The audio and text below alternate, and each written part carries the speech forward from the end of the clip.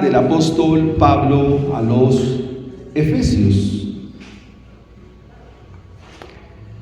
Y el capítulo 2, los versículos 1 al 3, nos muestran el hombre sin la gracia de Dios. Nos muestran a un individuo sin la gracia de Dios, sin el Evangelio.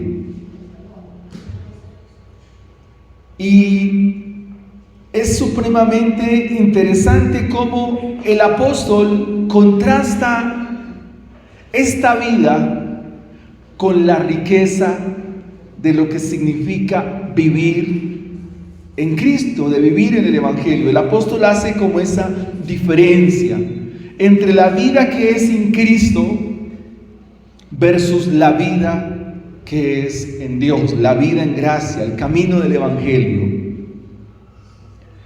Cuando el apóstol Pablo menciona esta expresión, y esto erais alguno de vosotros, en esta frase el apóstol indica y da a entender a la iglesia que algunos no han abandonado las prácticas de los muertos, espiritualmente hablando, según el versículo 1, porque no han pasado de muerte a vida.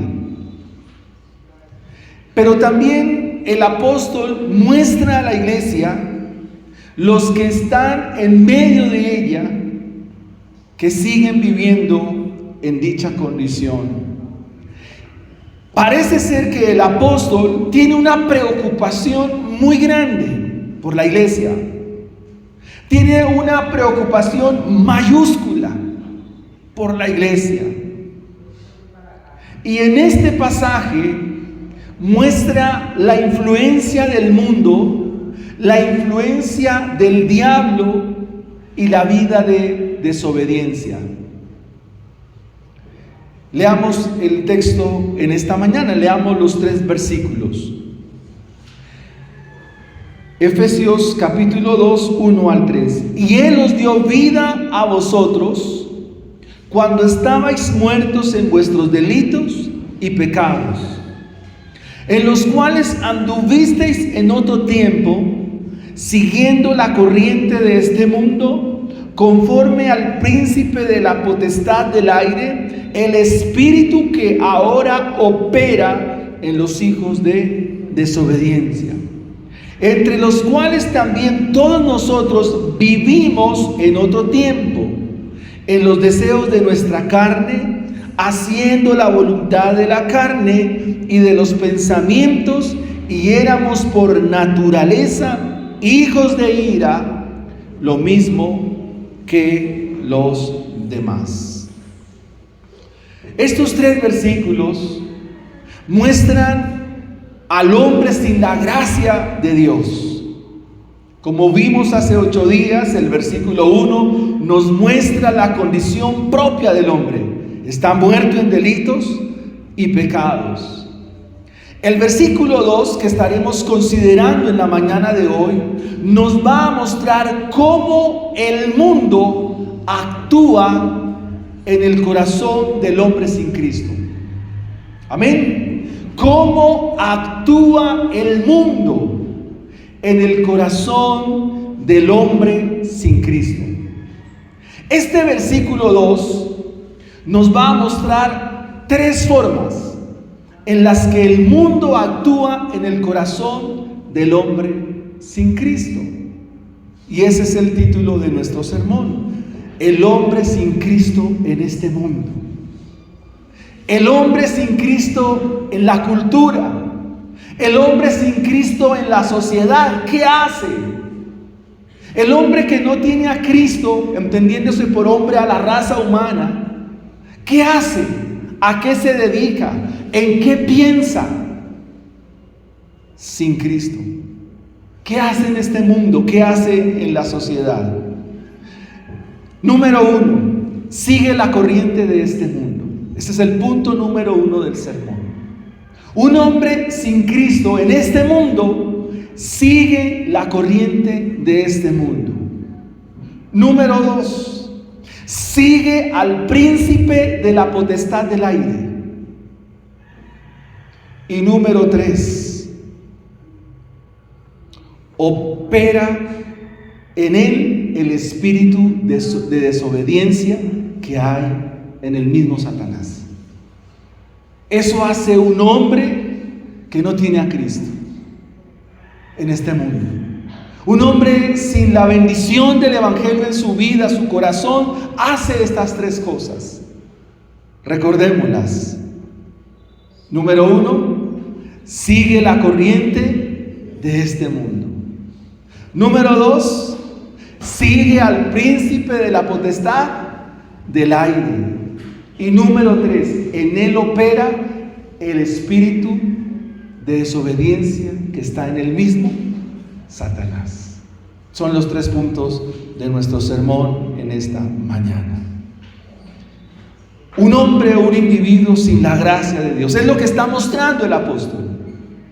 Vamos a esgrimir en esta mañana nuestro primer punto. ¿Qué es lo que hace un hombre sin Cristo? Recuérdenmelo. Sigue la corriente de este mundo. Esta es una descripción donde Pablo muestra la triple esclavitud del hombre sin Cristo. Esta sola expresión, seguir la corriente de este mundo, nos muestra la triple esclavitud. Es 3 veces esclavo de este mundo. Las doctrinas de la gracia, en su primer postulado, describen que la condición humana, en cuanto a este punto, que se describe como la depravación o la corrupción moral y total del hombre, está descrita en sus delitos y pecados, es decir, está muerto. Pero adicional a esto, el hombre es esclavo, porque sigue la corriente de este mundo. Es esclavo del pecado.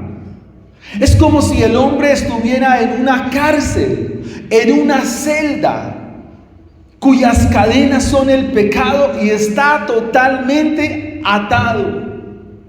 La condición espiritual del ser humano caído registra una cualidad moral, una esclavitud moral y espiritual terrible.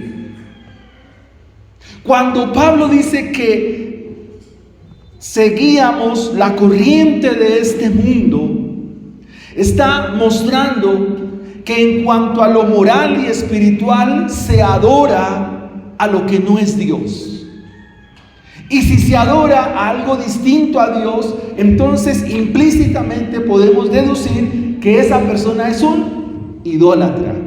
Si adora algo que no es Dios, pues es un idólatra.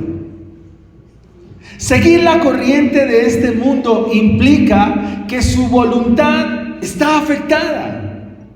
Es decir, que se inclina a todo lo contrario a Dios. O sea, se inclina y hace oposición a Dios.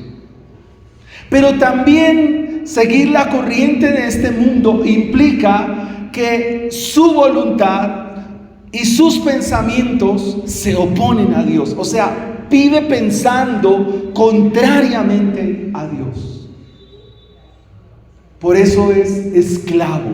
Cuando se sigue, amados hermanos, querida iglesia, la corriente de este mundo, niños que me escuchan, jóvenes, seguir la corriente de este mundo es pensamientos contrarios a Dios, acciones contrarias a Dios, decisiones contrarias a Dios. El hombre que navega la corriente de este mundo hace todo lo contrario a Dios porque va en la corriente de este mundo. No quiere someterse a Dios. No puede someterse a Dios. Esa es la condición. Pero recuerde lo que dice el apóstol: pero esto erais algunos de vosotros. Si usted me acompaña a la epístola a los Romanos, específicamente al capítulo 1, aquí el apóstol Pablo describe con lujo de detalle los que navegan esa corriente. El apóstol, desde el versículo 21 hasta el 30, con mucha precisión, está inspirado por el Espíritu Santo, describe a los que navegan esta corriente, los que van en el río de este mundo. Y leo en favor de mis hermanos. Romanos capítulo 1, versículos 21 en adelante. Dice así la palabra del Señor: pues habiendo conocido a Dios, no le glorificaron como a Dios, ni le dieron gracias.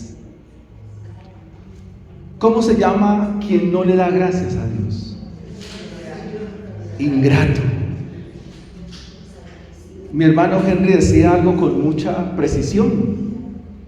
Todo Dios nos lo ha dado. Todo nos lo ha dado Dios. Pero vivimos en ingratitud. No damos gracias a Dios. Ya nos sentamos a comer y no damos gracias a Dios por el alimento, sino que es tanto el afán que ya vamos comiendo sin darnos cuenta de que ese alimento que Dios ha puesto en nuestra mesa es por su gracia y su misericordia, y no decimos gracias Dios, sino que vamos comiendo a la ligera. Pues habiendo conocido a Dios, no le glorificaron como a Dios, ni le dieron gracias, sino que se envanecieron en sus razonamientos, y su necio corazón fue entenebrecido. Profesando ser sabios, se hicieron necios. Como los grandes magistrados de nuestro estado, los grandes dirigentes de nuestra nación, tienen la osadía de avalar el matrimonio de dos hombres. Profesando ser sabios, muestran su necedad. Versículo 23: cambiaron la gloria de Dios incorruptible en semejanza de imagen de hombre corruptible, de aves, de cuadrúpedos, de reptiles, por lo cual Dios los entregó a la inmundicia, a la concupiscencia de sus corazones, de modo que deshonraron entre sí sus propios cuerpos. Piense por favor en aquel que está navegando la corriente de este mundo. ¿Qué es lo que hace? Deshonra su propio cuerpo. Cambia la verdad de Dios por la mentira y da culto a las criaturas antes que al Creador, el cual es bendito por los siglos de los siglos. Pero Dios los entregó, por esto Dios los entregó a pasiones vergonzosas, pues aún sus mujeres cambiaron el uso natural por el que es contra naturaleza. Y de igual modo también los hombres, dejando el uso natural de la mujer, se encendieron en su lascivia unos con otros, cometiendo hechos vergonzosos, hombres con hombres, y recibiendo en sí mismo las retribuciones debidas a su extravío. ¿Sabe qué es lo terrible, amados hermanos? Que aún dentro de mucha iglesia cristiana esto se secunda, esto se avala, porque están navegando la corriente de este mundo. Y como ellos no aprobaron tener en cuenta a Dios, Dios los entregó a una mente reprobada para hacer cosas que no convienen, estando atestados de toda injusticia, fornicación, perversidad, avaricia, maldad, llenos de envidia, homicidios, contienda, engaño, malignidades, murmuradores, detractores, aborrecedores de Dios, injuriosos, soberbios, altivos, inventores de males, desobedientes a los padres, necios, desleales, sin afecto natural, implacables, sin misericordia, quienes, habiendo entendido el juicio de Dios, que los que practican tales cosas son dignos de muerte, porque no solo las hacen, sino que también se complacen con los que las practican. Esa es una descripción de los que navegan la corriente de este mundo. Esa triple esclavitud que nos muestra el apóstol Pablo automáticamente es enemistad contra Dios. Romanos 8:7 dice: por cuanto los designios de la carne son enemistad contra Dios, porque no se sujetan a la ley de Dios, ni tampoco pueden. Amados hermanos, ir dentro de la corriente de este mundo, escúchese bien, hermano, es ir en un sistema que normaliza el pecado. Esas prácticas que nos describe el apóstol Pablo en Romanos, usted a eso no le puede llamar normal. Ir en la corriente de este mundo no significa que todo vale. En la corriente de este mundo se ridiculiza la santidad. Se ridiculiza la Biblia. Se ridiculiza la iglesia. La vida cristiana no es más que algo retrógrado, anticuado, y la Biblia, la iglesia y todo lo que tenga que ver con Dios, eso está mandado a recoger. Pero quienes piensan así, que la iglesia, la Biblia, el evangelio, la vida cristiana está mandada a recoger, son los que navegan la corriente de este mundo. ¿Ustedes han visto un río crecido? Ahorita hablando de inundaciones. Un río crecido lleva de todo. Lleva árboles, lleva casas, desechos, basura, cadáveres. Sus aguas son negras. Algo así es la corriente de este mundo. Las aguas negras del pecado arrastrando la maldad, llevando por delante lo que encuentra. Y sería triste ver en ese río a los que un día creyeron al evangelio y ahora no creen. Por eso la frase del apóstol es: y esto erais algunos de vosotros. Como aplicación, hermanos, nosotros ya no vamos en esa corriente, porque hemos pasado de muerte a vida, mis hermanos. Para nosotros el evangelio, la vida cristiana, la congregación, la iglesia, es motivo de honra y es un alto honor y es una sublime gracia la que el Señor ha dado a su pueblo, hacerlos sus hijos, aun cuando por naturaleza eran hijos de ira. Esa es la descripción del apóstol en el versículo 2. El hombre sin Cristo sigue la corriente de este mundo. Ya quedó claro cómo es la corriente de este mundo. En segunda instancia, mis hermanos, un hombre sin la gracia de Cristo, ¿a quién sigue? ¿Qué dice el texto?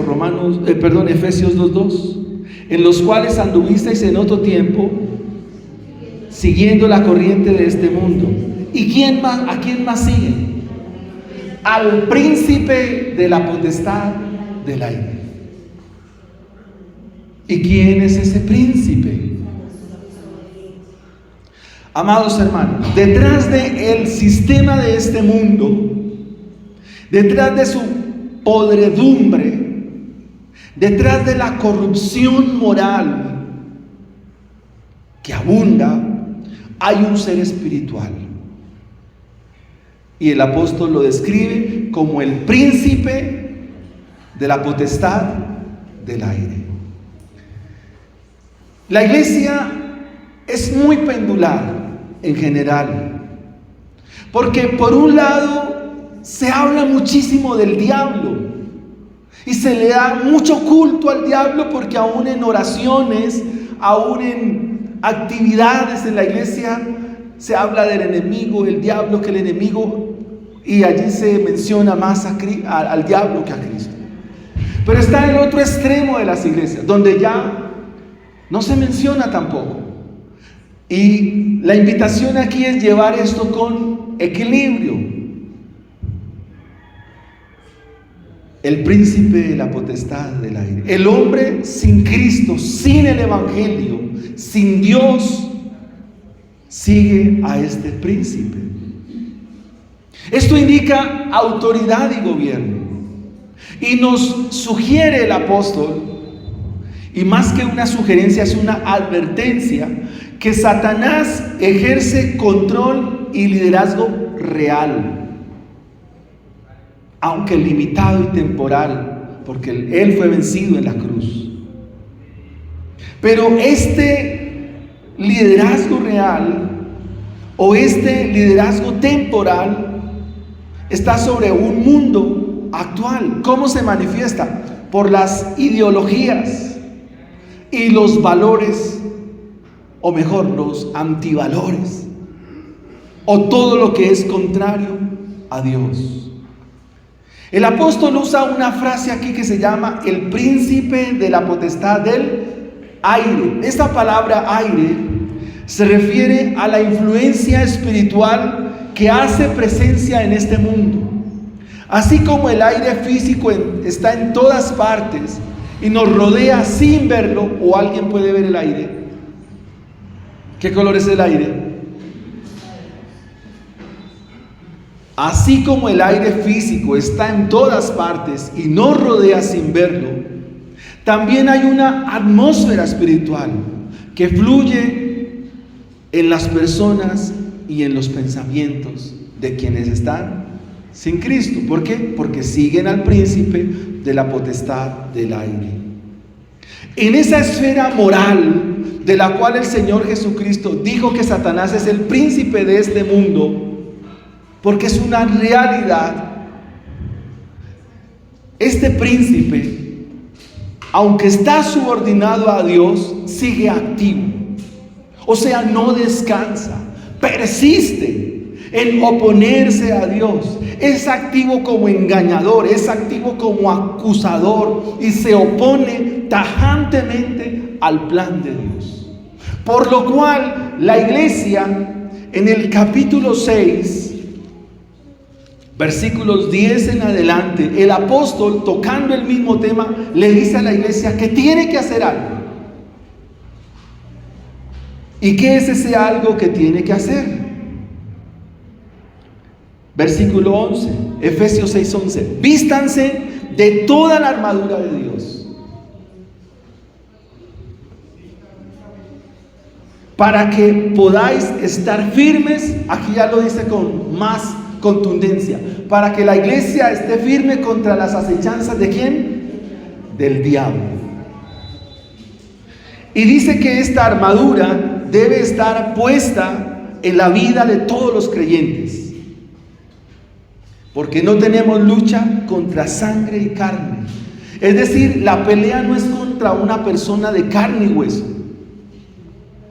La pelea es contra los gobernadores de las tinieblas, contra huestes espirituales de maldad, gobernadores de las tinieblas, contra huestes espirituales de maldad en las regiones celestes. Esa expresión, regiones celestes, es lo que él llama aquí aire. Ahora, lo extraño es que en este mundo muchos siguen al príncipe de la potestad del aire. ¿Qué nos está mostrando Pablo aquí? Que este ser espiritual opera en este mundo y la iglesia no lo debe ignorar. En este mundo muchos son dominados por este sistema, y el hombre tiene tres grandes enemigos. El mundo, el diablo y su corazón. Y en este caso, el enemigo es el príncipe de la potestad del aire. Se le conoce como Satanás, el adversario. Se opone al plan de Dios, se opone al desarrollo de la iglesia, se opone a que avance el evangelio, se opone a los planes del Señor. Pero lo curioso, o lo que nos debe llamar la atención, es que hay muchos en la iglesia que se oponen también al plan de Dios, como lo hizo Pedro. Mateo 16, 21 al 23. El Señor les dice, después de que les revela quién es, el mismo Pedro dice: tú eres el Cristo, el Hijo del Dios viviente. Posterior a ese momento, el Señor les dice: debo ir a Jerusalén, debo padecer mucho, me van a matar los sacerdotes, los escribas, allí voy a ser muerto y al tercer día voy a resucitar. Entonces Pedro le toma parte y le dice: Señor, ten compasión de ti, en ninguna manera esto acontezca. Pero él, volviéndose, dijo a Pedro: quítate de mí, Satanás, me eres tropiezo, porque no pones la mirada en las cosas de Dios y no en los hombres. ¿Cómo estaba actuando Pedro? Se estaba oponiendo a que el Señor fuera a la cruz. Se estaba oponiendo al plan. El plan era que el Señor fuera a la cruz del Calvario. Y cuando él dice: no, Señor, ten compasión de ti, no sufras, está en la misma línea de Satanás, que se opone al plan del Señor. Cuando nosotros aquí en la iglesia no cooperamos, no nos involucramos, no nos esforzamos, sino que a veces somos piedra de tropiezo, estamos siguiendo al príncipe de la potestad del aire, aunque decimos ser cristianos. Pero vayamos un poco más allá, porque este ser espiritual también se describe como el acusador. El texto griego es el diabolos, el diablo, significa calumniador, el que lanza acusaciones. Y su obra consiste en señalar el pecado, pero sin esperanza, que es lo que hace el Evangelio. El Evangelio siempre nos denuncia, nos señala, pero nos da la esperanza, nos da la salida, nos da la respuesta. Pero el acusador, el adversario, lanza la acusación y deja a la persona allí sin esperanza alguna, porque oprime su conciencia y porque esto también es oposición a Dios. Pero todavía hay algo más grave todavía, y es que a este príncipe del aire se le conoce como el padre de mentira. La mentira no solo es con palabras, amados hermanos. La mentira no solo es decir lo que no es. La mentira no solo es hablar en engaño. La mentira o el engaño es cuando no nos mostramos como somos. Es cuando no somos honestos con Dios. Es cuando en nosotros no hay transparencia. Es cuando yo llevo una vida oculta. Es cuando yo llevo una vida doble, una vida moral distinta. Ven en mí una cosa y se manifiesta otra. El Señor, al príncipe del aire, el Señor Jesucristo lo llamó el padre de mentira. Eso es mentira, eso es engaño. Seguir al príncipe de la potestad del aire es practicar la mentira.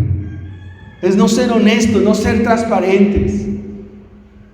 El príncipe de la potestad del aire se muestra en el contexto de Éfeso, donde se hacía el culto a la idolatría, culto a los dioses, culto a los espíritus, prácticas mágicas, prácticas ocultistas, prácticas paganas.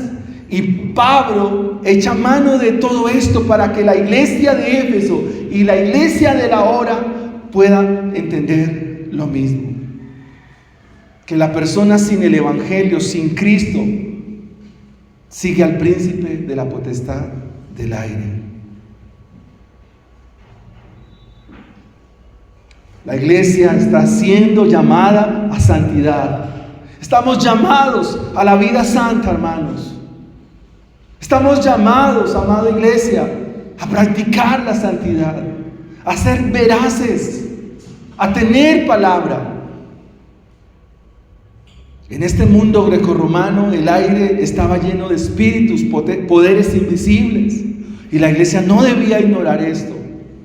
¿Qué hay detrás de los grandes centros pornográficos de internet? ¿Qué hay detrás? ¿Quién está detrás? ¿Quién está detrás del microtráfico de las ciudades, pueblos pequeños, grandes? ¿Quién está detrás del cáncer de este país? La corrupción. ¿Quién está detrás de la política perversa y malévola? ¿Quién está detrás de una educación sin Dios, donde se promueven otro tipo de cosas? ¿Quién cree que está detrás? El príncipe de la potestad del aire. La iglesia no debe ignorar esto. Por eso la iglesia debe orar. Su influencia se manifiesta en las actitudes, pensamientos y acciones de la persona que vive en rebeldía contra Dios, porque Él modula la cultura. Influye en las corrientes de pensamiento, los medios de comunicación, las redes sociales, las filosofías que se enseñan en la educación actual, en universidades, en el bachillerato. ¿Sabe qué dice 2 Corintios 4:4? Dice que Él es el Dios de este mundo, que cegó el entendimiento de las personas.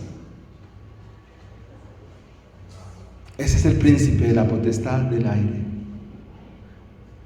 No solo la persona sin el Evangelio, sin Cristo, sigue la corriente de este mundo, sino que también sigue al príncipe de la potestad del aire. En tercera instancia, mis hermanos, quien está sin Cristo, en él opera el espíritu de desobediencia.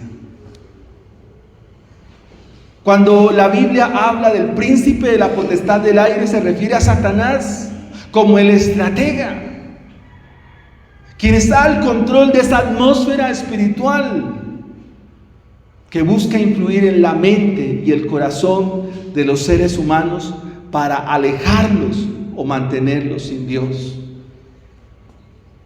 Y a veces nosotros cooperamos con ello, nos alineamos. Cuando hablamos de la desobediencia, estamos hablando que esta es una identidad, es una característica, es una cualidad del maligno. Y propende, se esfuerza, pone su concentración máxima en que los hijos de Dios desobedezcan. En la oración de 7:30 de la mañana, lunes a viernes, vamos atravesando el libro de los números. Y del capítulo 21 hacia adelante aparece un individuo. ¿Quién es? Balaam. Se le conoce como el demonio angélico de Balaam. Los israelitas vienen de camino y hay un rey en Moab que se llama Balac. Y este rey se siente amenazado por Israel, y más que amenazado es por el Dios de Israel. Y entonces Balac dice: necesito a alguien que me le ponga contra a esto, necesito a alguien que pueda hacer algo distinto. Y llama al profeta Balaam. Y por dinero, porque le ofrece bueyes, ovejas, prestigio, fama, le dice: necesito que haga algo, Balaam. Usted es el propio para esto. Maldíceme a ese pueblo. Toda clase de profecías que sean para maldecir a ese pueblo. Y listo, Balaam dice, sale y vale. Pero cuando Balaam va a proferir su maldición, Dios lo interviene a Balaam y esa maldición se convierte en bendición. Así que los 3 intentos de Balaam por querer maldecir al pueblo de Dios no surten efecto. Él, más adelante lo van a leer, diseña un plan malévolo y le dice al rey: toma las mujeres más bonitas de Moab, eso sí, mándelas bien maquilladas, mándelas escasas de ropa y envíelos a los campamentos de Israel. Y ahí usted va a ver cómo Israel se pervierte. Sí, señores, Israel se pervirtió. ¿De quién fue la idea? ¿De Balaam o del espíritu que estaba en Balaam? El espíritu que opera en el corazón de Balaam. Ese es el espíritu de la desobediencia. ¿Contra qué mandamiento estaba abocando en contra Balaam? No cometerás adulterio, no fornicarás. ¿Y qué pasó? La ira de Dios se encendió. Es más, un israelita tomó una lanza y los atravesó a los 2 que estaban en el mismo acto. Amados hermanos, la idea de desobediencia es propiamente del maligno. Yo quisiera que tú en este momento pudieras ver tu obediencia a Dios. Que hoy puedas decir qué tan obediente eres a Dios como padre, como un padre que está guiando su hogar. También quisiera, hermanas, que evaluaran su obediencia al Señor. Jóvenes, quisiera que ustedes también obedecieran y miraran su obediencia a Dios. Niños, también ustedes pueden mirar su obediencia al Señor en esta mañana. La desobediencia es un mal en el corazón humano.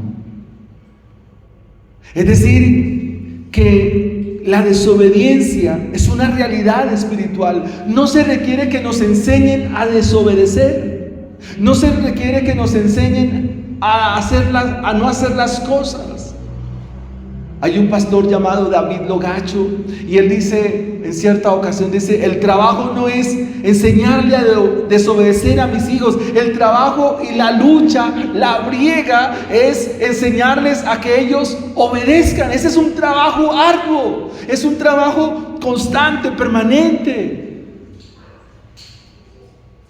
Hay algo que opera, energiza, impulsa el corazón a una vida de desobediencia. ¿Qué es un hijo de desobediencia? Observe, hermano, mire el texto. Es alguien que vive en naturaleza caída, su inclinación constante al pecado, su voluntad sigue esclava. Alguien que tiene ese deseo en su corazón hace 3 cosas. Escuche: ama pecar. Su deseo es pecar y persiste en pecar. Ama pecar, persiste en pecar, su deseo es pecar y no necesita que lo obliguen, su corazón de por sí ya lo hace.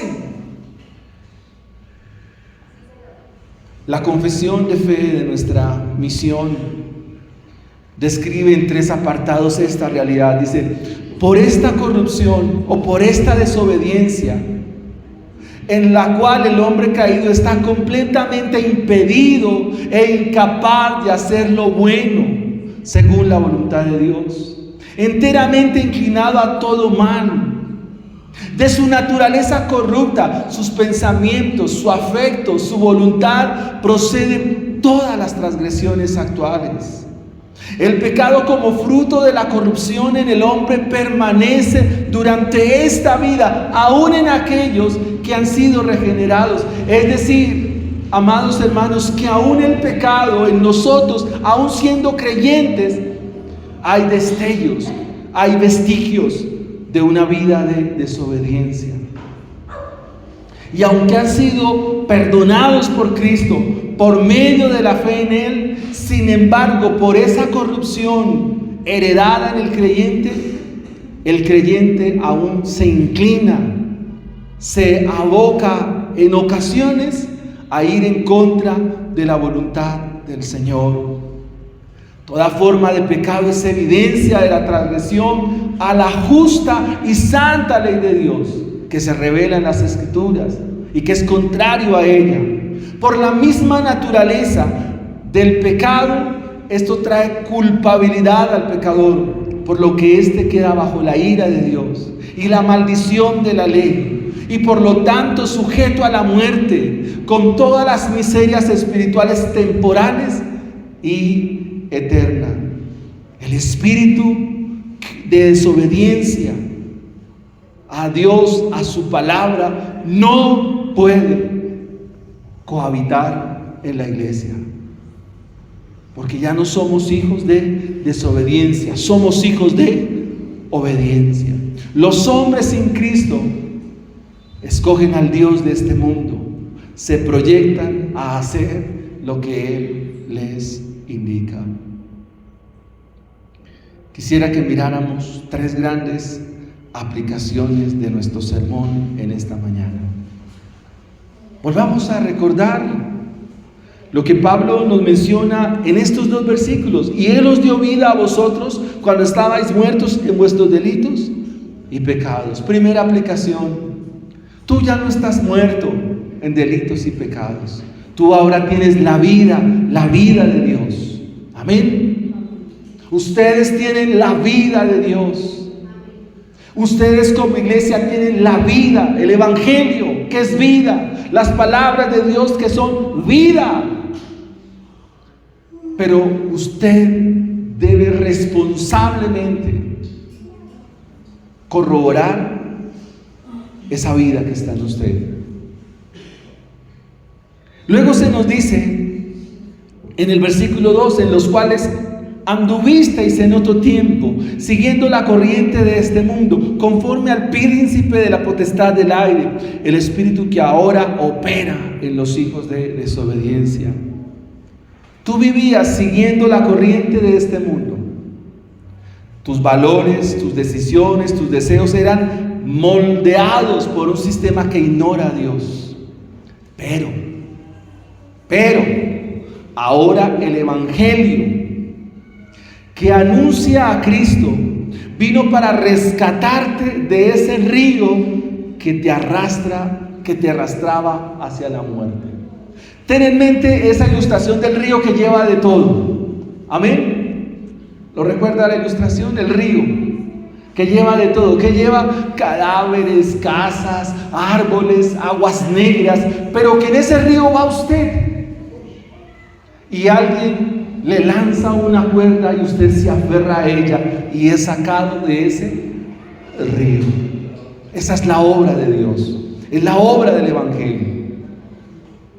Usted fue rescatado de esa corriente que conduce a la muerte. Usted ya no es así.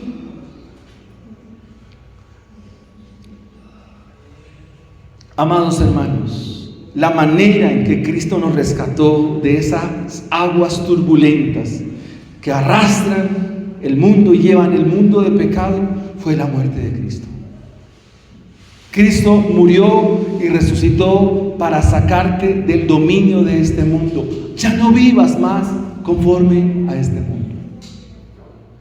No lo hagas, porque no eres de este mundo. El apóstol más adelante nos va a decir que nuestra ciudadanía es ¿de dónde?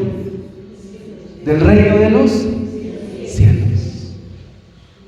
Su ciudadanía no es de este mundo. Amén. Cristo murió por ello, para sacarte de ahí, para rescatarte de ahí, para librarte de ahí. Cristo murió y resucitó para sacarte de este mundo asquiento, de este mundo descompuesto. ¿Qué debes hacer? ¿A ti te dominan las cosas de este mundo? Más adelante, ese texto a mí me ha, hermanos, me ha punzado. Y dice, no participéis en las obras infructuosas de la carne. Ese texto a mí, hermanos, me ha dado para arrepentirme. Porque uno sutilmente participa de cosas contrarias a Dios. En conversaciones, charlas, chistecitos, mirando televisión, quizás mirando el internet, participando de cositas, ¿no? Y el texto es enfático: no participen de las obras infructuosas de la carne. No estamos en octubre, hermanos, estamos en ¿qué mes? Pero normalmente en octubre hay mucho cristiano que suele disfrazar a sus hijos. ¿Es verdad o no es verdad? Es más, le compran dulces. Cómpreselos hoy.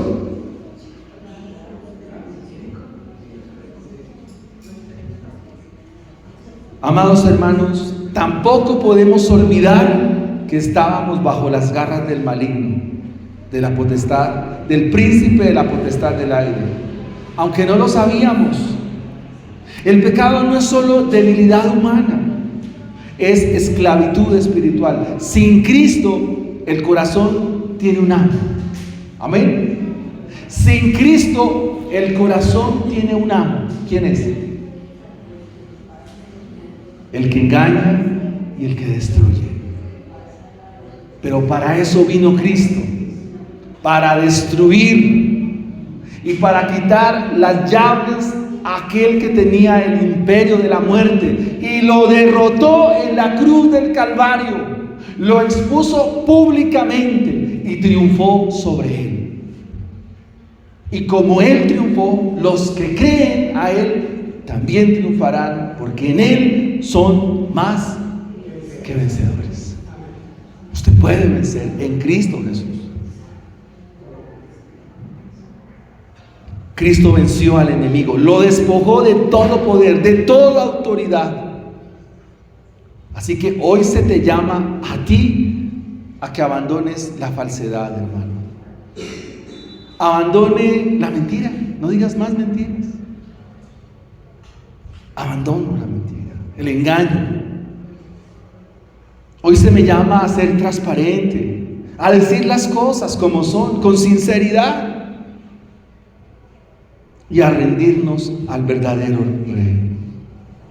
Ve a Cristo por medio de la fe, y Él de seguro romperá toda cadena espiritual, toda culpa y todo lo que te traslada a ese reino oscuro. Hace unos años atrás, permítame en esta ilustración una experiencia. Cada vez que el hermano tenía problemas con su esposa, ¿sabe dónde iba a resolver estos problemas? A la cantina. O sea, ¿cómo un creyente, alguien que crea la palabra del Señor, va a decir que una cerveza puede más que el poder de Jesucristo para consolar su alma? ¿Le puedo contar una historia mía? ¿Pero me perdonan, hermanos? ¿Sí me perdonan? Cuando murió mi mamá, estaba en la universidad y mis compañeros me dijeron: tranquilo, hermano. Bueno, yo no era tan hermano de ellos, y lo digo con pena, hermanos, con pura vergüenza hoy. Me dijeron: tómese una para calmar el dolor. Hermanos, y me la tomé. Tómese otra. Y hermanos, también me la tomé. Pero una voz literal, hermanos, como la luz de este día, me dijo: ¿no te soy suficiente para tu dolor? Hermanos, Señor, yo me paré y me fui. Y me fui a llorar. Y le dije, Señor, tengo mucho dolor. Me duele mucho. La muerte de mi mamá. Me duele mucho, Señor. Tengo mucho dolor. Y otra vez la voz, no te soy suficiente. Bueno, ya me fui para la casa y sí, el Señor es suficiente. El Señor es suficiente. El Señor nos ayuda en cualquier debilidad, hermanos. En cualquier circunstancia, hermanos. En cualquier situación, no importa, por muy dura que sea, por muy grande que sea la situación, su mano no se acorta para sostenernos. Su mano no se acorta para ayudarnos. Es más, su poder se perfecciona en nuestra debilidad. Él es el Señor. Así que no tenemos por qué acudir a cosas. Si hay problemas, si hay dificultad, lo que sea, hermano, ve a Cristo. Clama a Jesús. Él te va a ayudar. Él te va a ayudar. Él no deja a los suyos caídos. Torre fuerte es el nombre del Señor. A Él correrá el justo y levantado será. Finalmente, amados hermanos, debemos ser sinceros. No somos obedientes. Seamos sinceros. No somos obedientes. Usted dirá, pero pastor, ¿qué está diciendo? No, hermano, yo no soy. No, debo seguir trabajando por mi obediencia al Señor. En todo. En todo. En todas las áreas de nuestra vida debemos trabajar por seguir siendo obedientes a Dios. Hay algunos que enfocan la obediencia solo a la parte económica y debe ser obediente a Dios y debe ser, no, sí, es en esa parte, claro, la obediencia económica, pero también la obediencia a la oración, la obediencia a leer su palabra, la obediencia a compartir el evangelio con otros, la obediencia de servir en la iglesia. Hay muchas cosas a las cuales el Señor nos llama, pero si somos honestos, si yo soy honesto, me falta, hermanos. Y ese es un problema que está en todos nosotros. Es un problema que no está en la parte externa, no, está aquí en mi corazón. En mi corazón hay una parte que dice desobediente. ¿Qué necesitamos? ¿Consejos? ¿Religión?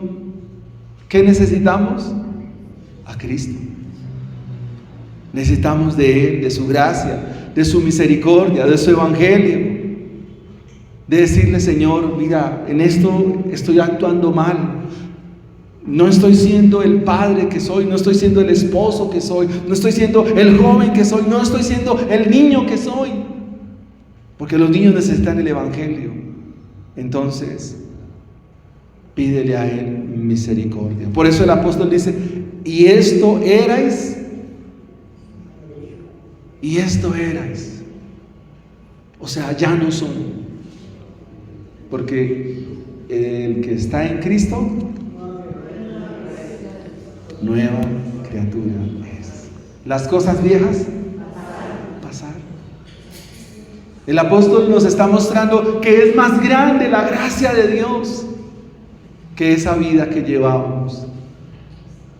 Es más grande el evangelio, es más grande la vida en Cristo que ponerse un disfraz en octubre. Vale la pena vivir para el Señor. Amén. ¿Quiere ponerse en pie? Démosle gracias al Señor.